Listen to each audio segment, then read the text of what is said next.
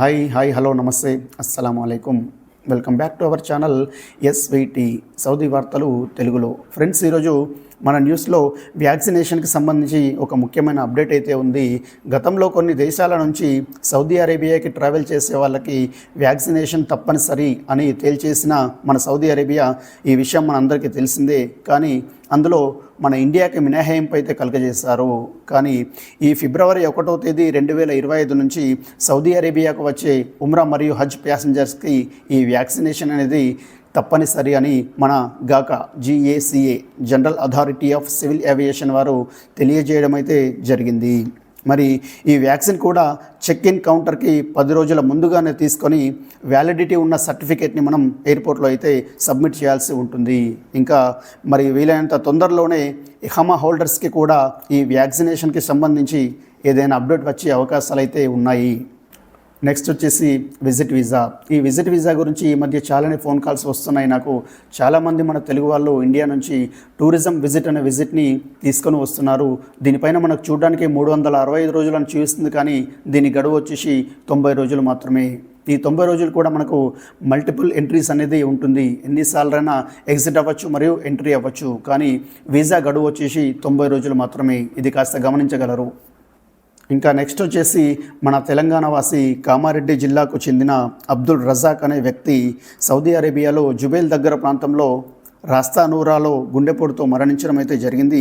ఈ విషయం తెలుసుకున్న మన GWAC మొహమ్మద్ ఫారూక్ గారు వెంటనే స్పందించి ఎంబెస్సీ వాళ్ళతో మాట్లాడుతూ దానికి సంబంధించిన పేపర్ వర్క్ అంతా పూర్తి చేసి మొత్తానికి మృతదేహాన్ని ఇండియాకి పంపించడం అయితే జరుగుతుందండి.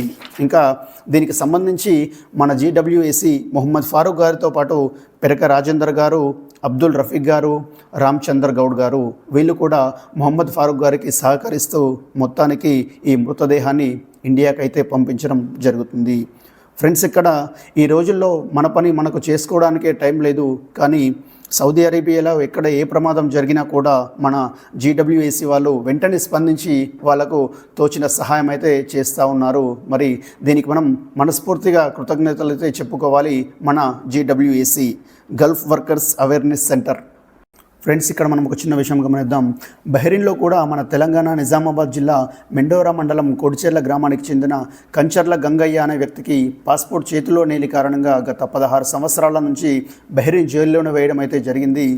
మరి మన గల్ఫ్ కాంగ్రెస్ కన్వీనర్ మంద భూమిరెడ్డి గారి చొరవతో ఇతనికి మొత్తానికి అవుట్ పాస్ ఇవ్వడానికి పర్మిషన్ అయితే వచ్చింది. ఈయన త్వరలోనే ఇండియాకి చేరుకునే అవకాశం అయితే ఉంది. ఫ్రెండ్స్, ఇక్కడ ఒక విషయం అయితే గమనించండి. ఇది సౌదీ అరేబియా అయినా బహ్రెయిన్ అయినా దేశం ఏదైనా కూడా మన గల్ఫ్ జిందగీ అంతే. ఇంకా సో ఫ్రెండ్స్, వీలైనంత జాగ్రత్తగా ఉండడానికి ప్రయత్నం అయితే చేయండి. ఇంకా నెక్స్ట్ వచ్చేసి మన సౌదీ అరేబియాలో రియాద్, దమామ్, కోబర్, ఖసీం, అబా హమీజ్, ముషైత్ ఈ తదితర ప్రాంతాల్లో చలి తీవ్రతకు తట్టుకోలేక మన తెలుగు వాళ్ళు చాలామంది రూమ్ హీటర్స్ అయితే యూజ్ చేస్తూ ఉన్నారు. కానీ తక్కువ రేట్లలో దొరికే రూమ్ హీటర్స్ కాకుండా కాస్త ఆయిల్తో నడిచే రూమ్ హీటర్స్ మాత్రమే వాడడానికి ప్రయత్నం అయితే చేయండి. ఫ్రెండ్స్, ఇది వినడానికి చాలా సిల్లీగా ఉన్న చాలా చోట్ల పలు ప్రమాదాలు అయితే జరుగుతూ ఉన్నాయి. ఈ మధ్య కొంతమంది చనిపోయిన సందర్భాలు కూడా ఉన్నాయి. ఇలాంటి కేసులు ఈ మధ్య మా దగ్గరికి చాలా వస్తున్నాయి. సో ఫ్రెండ్స్, వీలైనంత జాగ్రత్తగా ఉండడానికి ప్రయత్నం అయితే చేయండి. నెక్స్ట్ వచ్చేసి సౌదీ అరేబియాలో పెరుగుతున్న బైక్ యాక్సిడెంట్లు. ఈ 2 వీలర్స్ పైన ఎవరైతే ఫుడ్ డెలివరీ చేస్తూ ఉన్నారో ఈ మధ్య చాలానే ప్రమాదాలు జరుగుతూ ఉన్నాయి. దీనికి సంబంధించి మినిస్ట్రీ ద్వారా మనకు త్వరలోనే ఏదైనా అప్డేట్ అయితే ఖచ్చితంగా వచ్చే అవకాశం అయితే ఉంది. మన తెలుగు వాళ్ళ కోసం సౌదీ అరేబియాకి సంబంధించిన ఎటువంటి అప్డేట్స్ అయినా సరే వెంటనే పూర్తి సమాచారంతో మీ ముందుకు తీసుకురావడానికి మేము ప్రయత్నం అయితే చేస్తాం. తెలుగులో మన ఛానల్స్ వచ్చేసి మన SC న్యూస్ భాషా గారు ఉన్నారు. మళ్ళీ ఈ మధ్యనే మన ఛానల్ కూడా ప్రారంభించడం జరిగింది SVT సౌదీ వార్తలు తెలుగులో.